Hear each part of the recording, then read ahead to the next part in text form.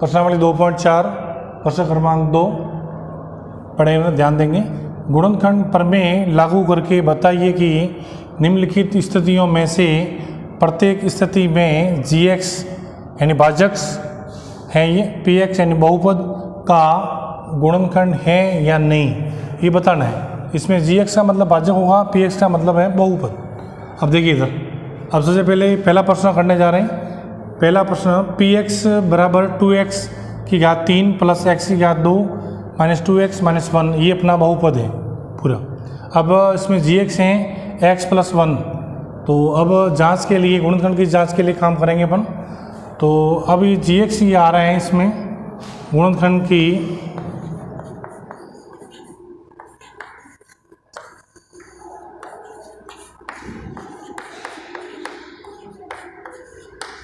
जांच हेतु यहाँ हल लिखेंगे। अब गुणनखंड की जांच के लिए ये बहुपद है, अब gx है। अब ये इसमें gx का मान अपन मानेंगे 0, तो x प्लस 1 बराबर 0। तो अब एक उधर चला जाएगा, पक्षांतर करेंगे अपन, तो यहाँ लिख देंगे, लिखना है तो आपको याद रखने के लिए। पक्षांतर करने पर अब एक चला जाएगा तो ये माइनस हो जाएगा और इसको कोष्टक में कर लेंगे। अब आपको x की जगह पर -1 मान रखना है पूरे बहुपद के अंदर। ये पूरे बहुपद के अंदर, ये पूरे बहुपद के अंदर x की जगह पर -1 मान रखना है। चलिए बहुपद लिखने जा रहे हैं। ये p -1 बराबर ये 2 का 2 x की जगह पर -1 और इस q का q प्लस का प्लस x की जगह -a1 और स्क्वायर का स्क्वायर माइनस का माइनस 2 का 2 और x की जगह पर -1 और ये -1 का -1। चलिए अभी ये पढ़ने कोई बड़ा काम नहीं किया है। x की जगह पर अपन ने -1 मान रखा है। यहाँ पर 3 है, यहाँ पर 2 स्क्वायर हैं, ध्यान देंगे। अब इसको सरल करने जा रहे हैं। आपको पता है कि q घातांक होता है, तो विषम संख्या होने पर इसका मान माइनस में ही आएगा। तो ये 2 -1 कोष्टक में करेंगे। अब ये स्क्वायर है ये, तो ये प्लस आ जाएगा, ये प्लस सम संख्या होने पर प्लस आ जाएगा। ये प्लस है, प्लस और प्लस प्लस हो जाएगा, तो इसको कोष्टक को खोल दिया। चलिए आगे, माइनस और माइनस हो जाएगा प्लस, क्योंकि यहाँ पर स्क्वायर या कोई भी घातांक नहीं है। कोष्टक खोलेंगे तो माइनस और माइनस हो जाएगा प्लस, ये प्लस 2 का गुणा 1 से किया 2 और माइनस का 1 का 1। इसके बाद में इसको सरल करेंगे, 2 का गुणा -2 के साथ करेंगे तो माइनस का 2 आ गया, ये प्लस का 1 आ गया, प्लस का 2 आ गया, माइनस का 1 आ गया। अब माइनस को माइनस में जोड़ेंगे, प्लस को प्लस में जोड़ेंगे। -2 और 0 का 3 हो गया और 2 और 1 3 हो गया, तो माइनस का 3 प्लस का 3 बराबर 0। इस तरह का 0 आ गया। अब अपन भाषा लिखेंगे, अतः gx px का गुणनखंड है। अगर शेषफल आपके 0 नहीं आए तो लिखेंगे गुणनखंड नहीं है, 0 आ रहा है तो गुणनखंड है। चलिए प्रश्न क्रमांक 3 कर रहे हैं, ध्यान देंगे इधर। गुणनखंड की जांच के लिए इसमें वो की वो भाषा लिखेंगे। गुणनखंड की जांच हेतु gx है x -1, x -3 है, वहाँ पर 1 था, तो x -3 का मान मानेंगे 0। तो x -3 बराबर 0, तो 3 चला जाएगा उधर, पक्षांतर करेंगे तो x बराबर 3। चलिए सब पक्षांतर करने के बाद -3 चला जाएगा उधर, तो प्लस का 3 हो जाएगा। अब x का मान आपको 3 मानना है, पूरे बहुपद के अंदर ये 3 मानना है आपको। चलिए बहुपद लिखने जा रहे हैं। देखिए इस अंगुली लगा रहे हैं, ध्यान देंगे आप। p का p, ये 3 x की जगह पर बराबर x की जगह पर 3 घातांक 4 का 4 x की जगह पर 3 स्क्वायर का स्क्वायर x की जगह पर 3 और 6 का 6। अब ध्यान देंगे, अब मान हल करेंगे। 3 की घात 3 का मान होता है 27, और आप ध्यान करेंगे 4 और 3 का वर्ग होता है 9। पहले 4 लिखेंगे और 9 लिख दिया इधर, और प्लस का 3 प्लस का 6। अब आप ध्यान देंगे इसमें देखो इस चीज़ को सरल करना रह गया, बाकी सभी सरल हो चुके हैं। 1 2 3 ये तीनों सरल हो चुके हैं, ये चीज़ रह गई है। सबसे पहले इसको सरल करेंगे, 4 का मल्टीप्लाई करेंगे 9 के साथ तो आ जाएगा 36, ये 36। अभी ऐसा कैसा लिखेंगे आगे वाला पद, और ये 3 का 3 6 का 6।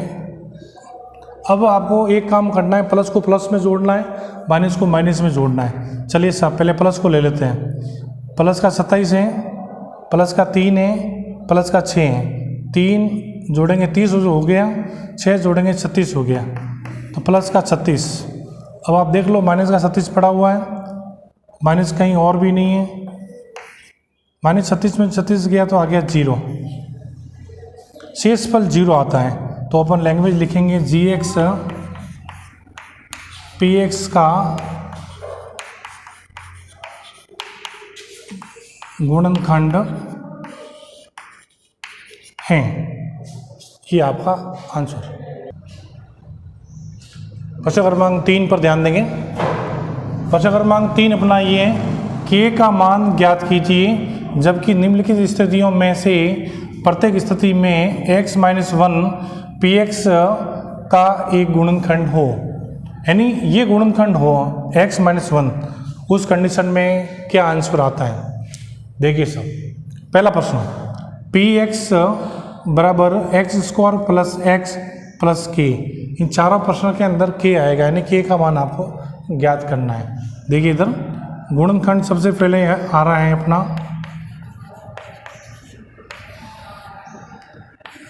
x - 1, 0 मानेंगे, x बराबर माइनस का 1 है, पक्षांतर करने पर हो जाएगा प्लस का। अब x का मान आपके आ गया 1 प्लस का। अब पूरे बहुपद के अंदर आपको एक मान रखना है जहाँ x दिखे। ये बहुपद x 1 का स्क्वायर, x 1 प्लस k का k। अब देखिए 1 का स्क्वायर तो 1 ही होता है, 1 का 1 और k का k। अब बहुपद का मान अपन शून्य मानेंगे, तो ये 2 प्लस k, तो बहुपद का मान मानेंगे शून्य, तो यानी इस तरफ लिखेंगे px बराबर 0, तो ये आ जाएगा 0। समीकरण बन गई अपनी, k इधर रहेगा, 2 पक्षांतर होकर उधर जाएगा, लिख देंगे आप पक्षांतर करने पर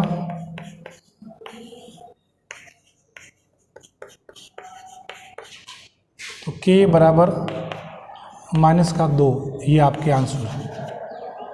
ठीक है सब, और सरल लीजिए। प्रश्न क्रमांक 2 पर ध्यान देंगे। इसमें x का मान 1 ही आएगा, वापस इस गुणनखंड को हल करेंगे क्योंकि चारों प्रश्न के लिए x का ये गुणनखंड 1 ही है, तो इस x का मान 1, तो x बराबर 1। दोबारा हल करने की जरूरत नहीं है इसको। अब इसमें बहुपद में x बराबर 1 रखेंगे, स्क्वायर प्लस k1 प्लस √2। अब देख लीजिए, √2 को देखकर कुछ भैया घबरा जाते हैं, इसीलिए इन प्रश्नों को लिया ध्यान करेंगे। तो अब 1 का वर्ग 1 ही होता है, प्लस k का गुणा इससे किया तो k आ जाएगा, प्लस √2।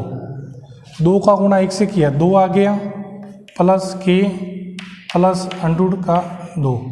अब आप ध्यान करेंगे px का मान मानेंगे 0। अब समीकरण बनाएंगे अपन, तो ये 2 प्लस k प्लस √2 बराबर 0। अब आप ये दोनों पद चले जाएंगे उधर गणित के, k का मान रहेगा इधर बराबर -2 और -√2, ये दोनों माइनस के हो जाएंगे। इसको इस प्रकार भी लिखेंगे, इसको इस प्रकार भी लिख सकते हैं, ये आपका आंसर। सरल है ये। इस प्रकार तीसरे प्रश्न को भी ध्यान देंगे, इसके अंदर भी अंडर रूट हैं, दोनों को लिया है x बराबर 1। चारों प्रश्न के अंदर पहले ही बोला हुआ है x बराबर 1 मानेंगे आप, x बराबर 1 लिखा हुआ है, बहुपद में लिखेंगे आंसर। ये k का k, 1 का स्क्वायर x की जगह पर माइनस अंडर रूट का 2 और यह 1 प्लस का 1। अब ये 1 का वर्ग 1 होता है और 1 का गुणा k से करेंगे तो k ही आएगा, इसका गुणा इसके साथ करेंगे तो अंडर रूट का ही आएगा ये। अब ये आपको px का मान 0 मानेंगे तो k माइनस अंडर रूट का 2 प्लस 1 बराबर 0। तो समीकरण बन गई आपके, दोनों के मान को लेके जाएंगे उधर तो आपके आ जाएगा, सीन चेंज हो जाएंगे। तो आप लिखेंगे k बराबर, ये प्लस हो जाएगा आपके तो माइनस का 1 आ जाएगा, ये 2 आ जाएगा इधर, और यहाँ पर लिख देंगे आप पक्षांतर करने पर।